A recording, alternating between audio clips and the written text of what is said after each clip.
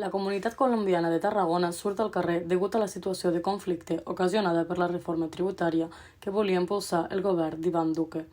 Les protestes en el país han provocat la mort de 24 manifestants, 42 persones desaparegudes i més de 800 ferits. Dimecres es van iniciar un seguit de manifestacions i concentracions a la capital tarragonina que han continuat durant el cap de setmana.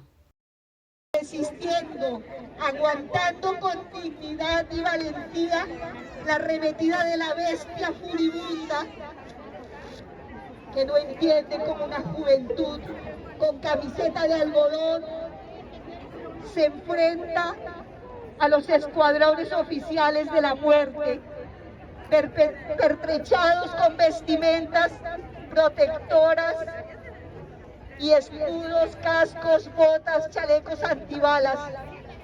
Els colombians s'han reunit per donar suport i visibilitzar la situació del país i ho han fet a ritme festiu.